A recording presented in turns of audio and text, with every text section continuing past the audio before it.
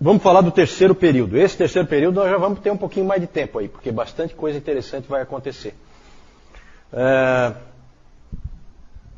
Primeiro vamos de novo fazer aquele passar de olhos, mais 500 anos, esse item ali. Depois a gente vai aprofundar alguns pontos. Vamos falar do monasticismo medieval, que tem uns desdobramentos. Vamos falar das cruzadas. Vamos falar dos valdenses, que é conhecido como a reforma antes da reforma, né? Então aqui começa a ficar coisas muito interessantes para nós. Começam a aparecer coisas muito próximas de nós e que nos influenciaram muito. Vamos falar da teologia escolástica e do Tomás de Aquino, que é o principal representante, o grande teólogo desse período. Vamos falar do sistema sacramental. Aí nesse sistema sacramental não vou falar aqui, vocês vão ler um material que a Priscila ficou vários dias aí traduzindo, do professor Calhoun, em que ele criou um diálogo muito interessante, vocês vão gostar de ler. Vou entregar para vocês domingo que vem. Ele fez um diálogo entre um leigo e um padre. O leigo quer saber como que ele pode ser salvo, e o padre vai respondendo para ele. E com aquele diálogo a gente consegue pegar muito bem como que se imaginava a salvação nesse período da Idade Média, e ali vocês também vão perceber que pouca coisa mudou no catolicismo romano, e vocês vão dar graças a Deus pela reforma. Tenho certeza disso. Tá? Vamos falar de igreja e Estado, aí tem muita coisa interessante, parece um tema meio árido, mas não é.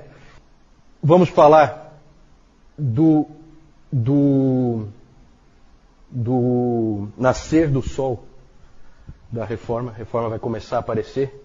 Wycliffe, Hus e Savonarola, vamos falar desses homens aí.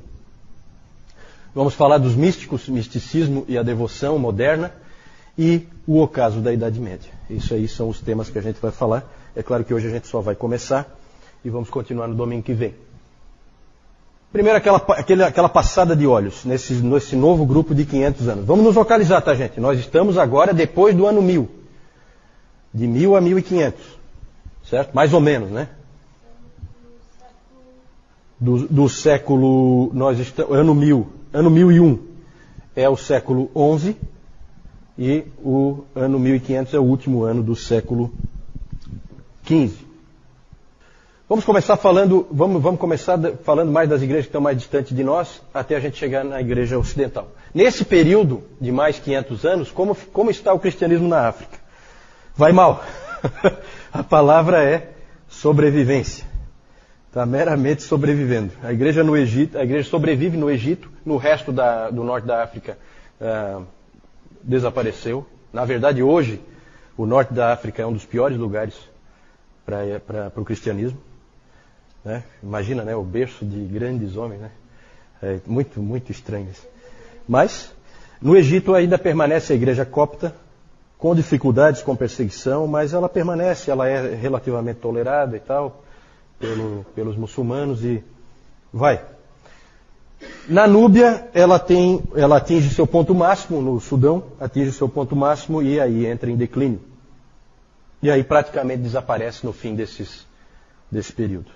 Na Etiópia, a igreja permanece viva. A Etiópia sempre é resistente, a Etiópia existe até hoje, a igreja.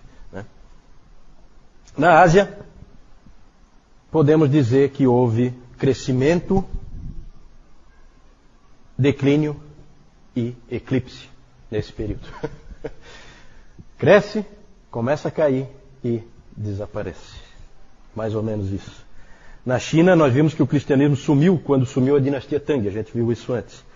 Mas o cristianismo voltou à China nos tempos dos mongóis, quando os mongóis tomaram ali a China. O grande Kublai Khan era um amigo dos cristãos. Certo? Quem conhece lá o Marco Polo, sabe que o Marco Polo ele foi lá para a China e ele encontrou cristãos lá.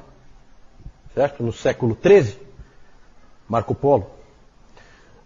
João de Monte Corvino, que era um missionário italiano, ele foi muito bem recebido na China. E ele se tornou o primeiro arcebispo da China, João de Monte Corvino. O problema é que ele foi também o último. Ele foi o primeiro e o último. Então não vingou muito bem a coisa lá. Porque o Kublai Khan morreu em 1294 e uma nova dinastia assumiu na China. Uma dinastia isolacionista, nacionalista e, principalmente, confucionista. Ela assumiu o confucionismo como religião oficial, era a dinastia Ming. Com ela o cristianismo morre mais uma vez na China. Ô, coisa difícil, hein?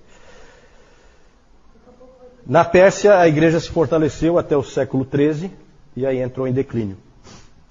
Quando o governante mongol da Pérsia tornou-se muçulmano, a igreja diminuiu e quase desapareceu. Na Ásia Central, a ascensão de Gengis Khan, que era religiosamente tolerante, abriu uma nova oportunidade para os cristãos. Os cristãos voltaram a ter alguma força ali no centro da Ásia. Impressionante como sempre tem missionário disposto. Aquela história dos malucos, né? Sempre tem um maluco para ir lá. Agora imagina, você ouve falar do Gengis Khan. E você é maluco o suficiente para ir lá e pregar o evangelho lá. Sabendo quem ele é, como ele é, né? O problema é que logo em seguida cresceu o poder de um terrível líder militar chamado Tamerlão, que era conhecido como, recebeu o mesmo nome do Átila Uno, o açoite de Deus e o terror do mundo, esse Tamerlão. Tamerlão era terrível, eu acho que foi o indivíduo que mais botou a igreja abaixo na história da igreja. Onde ele passava, ele destruía as igrejas completamente, não deixava vestígio nenhum. Isso porque ele era manco, né? Porque o nome dele, na verdade, era Timur. Tamerlão é um nome que se deu depois, porque tem a palavra manco junto ali. E, imagina se ele não fosse manco. Aí acho que a gente estava lascado. Então a igreja na Ásia, a coisa não vai bem. Parece que Deus reservou realmente um lugar especial para a Europa. Um lugar estratégico. Né? Não é à toa. Pensem sempre na providência de Deus, tá? No futuro, a América seria descoberta pelos europeus, e os europeus iam encher de cristianismo na América. A ortodoxia oriental, em que pé que ela está? Bom, lá na transição do período anterior para esse, houve a conversão da Rússia, que foi o ponto alto. Então ela teve um ponto alto, que foi a conversão da Rússia, e um ponto extremamente baixo, que foi a queda de Constantinopla. Vocês sabem quem que tomou Constantinopla e derrubou Constantinopla?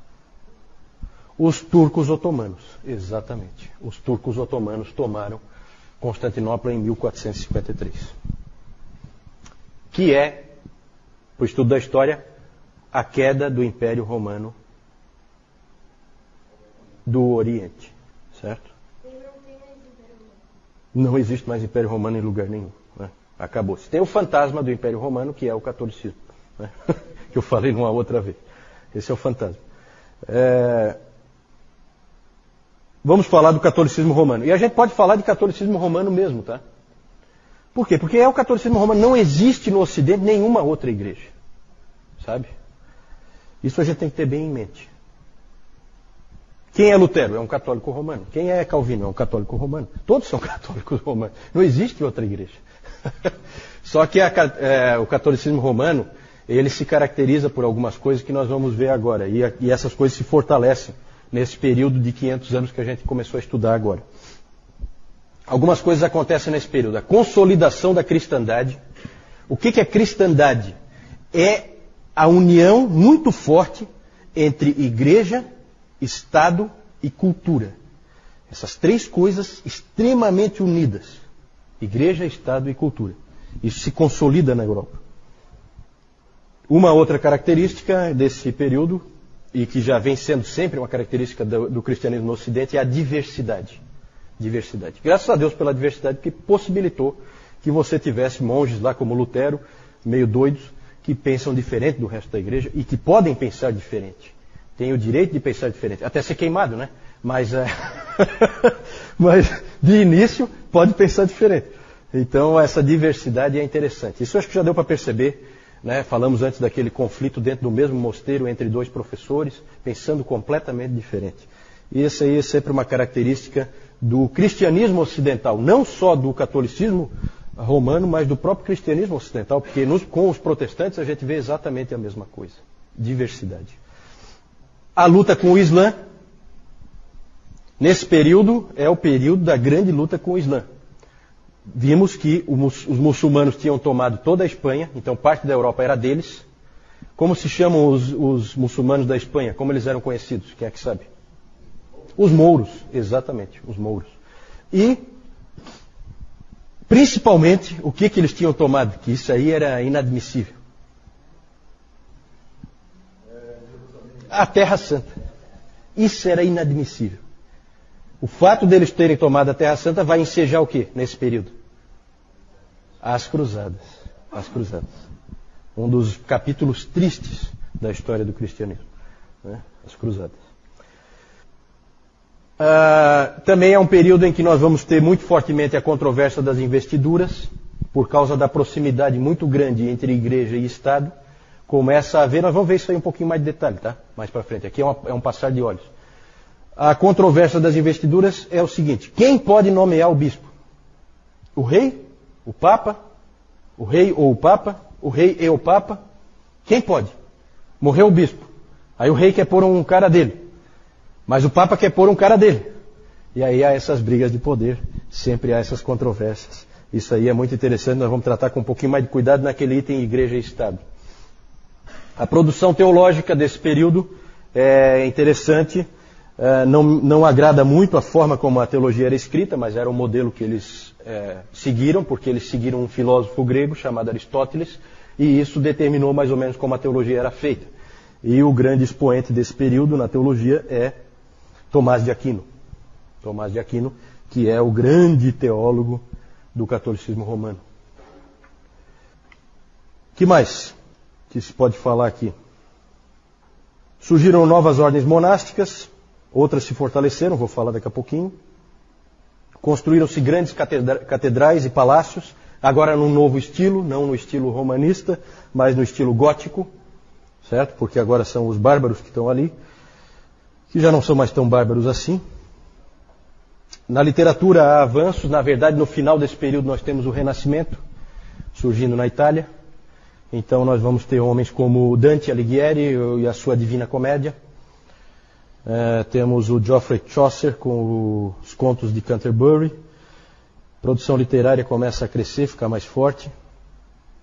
Também é um período em que se percebe vários problemas na igreja. Sabe aquelas histórias que vocês sabem de papas absurdos, assim, que fizeram barbaridades? Né? É esse período aí, certo? Aí aqui tem todo tipo de confusão, 3 papas. Aqui, olha, na verdade, tudo isso extremamente positivo para o surgimento do protestantismo. Né? Essas coisas negativas que foram acontecendo com o papado, e aí a tentativa de reforma conciliar, tudo isso aí nós vamos dar uma olhadinha bem rápida, né? Não temos condição de aprofundar. Mas tudo isso aí gera a oportunidade de ver as coisas mudarem. E então é um período assim de muita turbulência nesse período aí, temos reformas de todo tipo. Nesse período também houve o Concílio de Latrão para tentar botar um pouquinho de ordem na casa, porque a igreja estava mal. No fim do período surgem heresias, no fim desse período surgem uma série de heresias. No sul da França, os cátaros e os albigenses. Esses cátaros eram realmente... É uma heresia típica, né? Eles eram um tipo gnóstico, assim, uma nova era da Idade Média, né? E outros movimentos também heréticos surgem nesse período, né?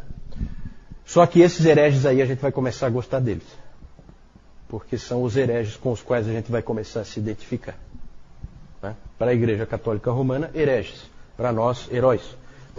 Valdenses, o John Wycliffe,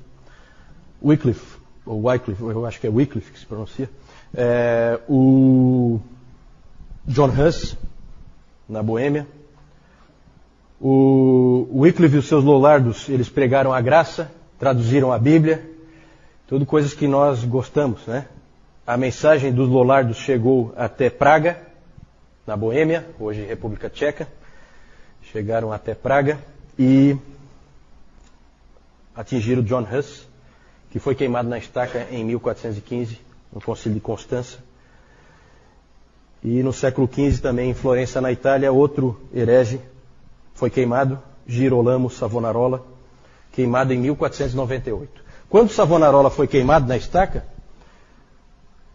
um menino de 15 anos corria lá, nos campos da Alemanha. Chamava-se Martinho Lutero. Então nós estamos chegando, né? Ali já é o despertar da reforma com Wycliffe, com Huss, primeiro os valdenses vieram antes, né? E graças a Deus, porque Deus fez assim. Então, mais um período aí de 500 anos.